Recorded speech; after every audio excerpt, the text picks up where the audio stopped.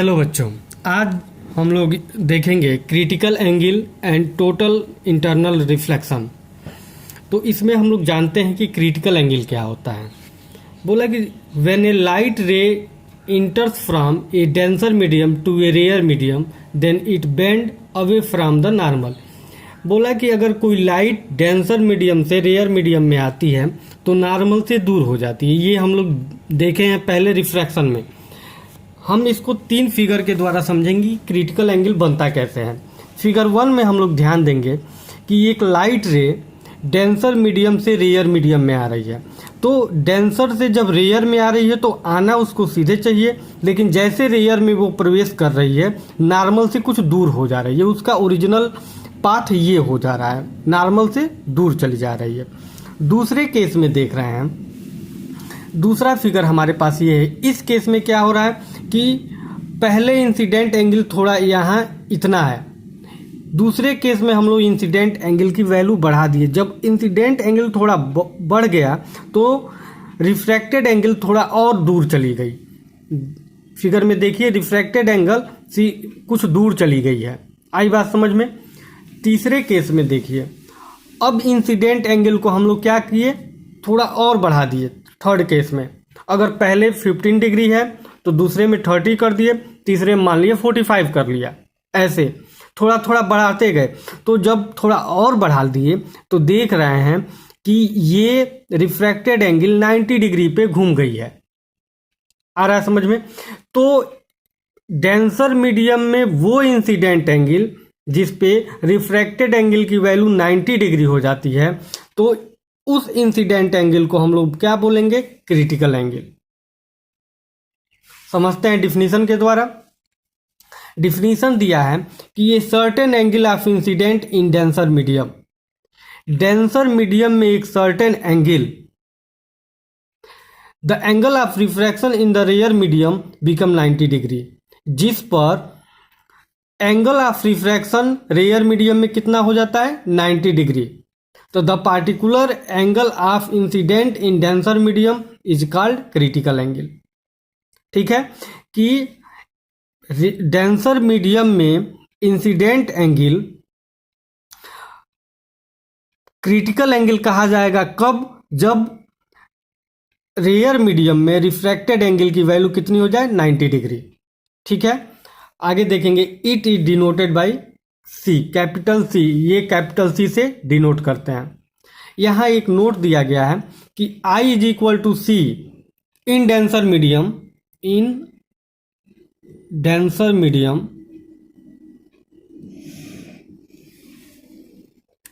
And R is equal to 90 degree. तो ये case हो जाता है क्रिटिकल एंगल का। ठीक है, नोट दिया है कि critical angle of air glass is 41 degree 49 minute and critical angle of water air is 48 degree 39 minute. ठीक है, तो ये 2 नोट हैं। अब आगे हम लोग देखेंगे total internal reflection. Total internal reflection क्या होता है कि मान लीजिए क्रिटिकल एंगल से कुछ और एंगल हम लोग बढ़ा दिए, क्रिटिकल एंगल से कुछ एंगल बढ़ा दिए, तो अब जो रिफ्रैक्टेड एंगल है वो 90 पर न जाके वो उसी मीडियम में फिर से क्या होती है, रिफ्लेक्ट हो जाती है। ठीक है, डिफिनीशन देखेंगे इसका।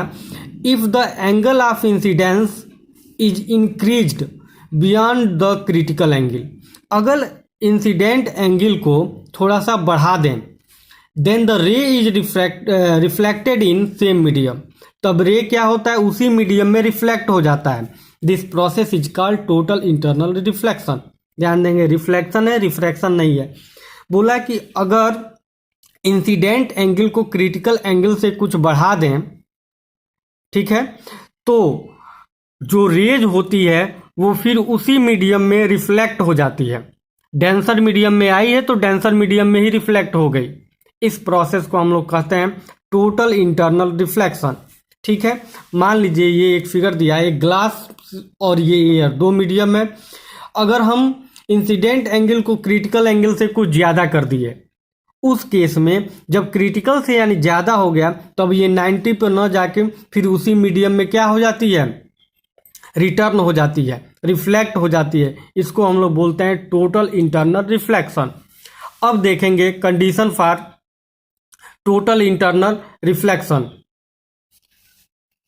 The ray must pass from denser to a rare medium. Rays हमेशा डेंसर मीडियम से रेयर मीडियम में पास होना चाहिए।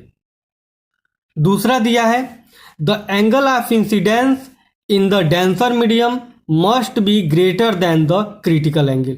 बोल रहा है कि इंसिडेंट एंगल की वैल्यू हमेशा क्रिटिकल एंगल की वैल्यू से ज़्यादा होना चाहिए। क्लियर है? जब क्रिटिकल एंगल से ज़्यादा इंसिडेंट एंगल होगा तभी टोटल इंटरनल रिफ्लेक्शन होता है। अब कुछ इंपॉर्टेंट पॉइंट है, इसको हम लोग देख लेंगे। बोला कि the refractive index of red colour is minimum.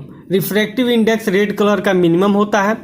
The refractive index of violet colour is maximum. Violet colour के लिए रिफ्रैक्टिव इंडेक्स ज़्यादा होता है। Critical angle of red colour is maximum. Red colour के लिए क्रिटिकल एंगल ज़्यादा होता है, ठीक है। The critical angle of violet colour is minimum. और वायलेट कलर के लिए क्रिटिकल एंगल क्या होता है? कम होता है।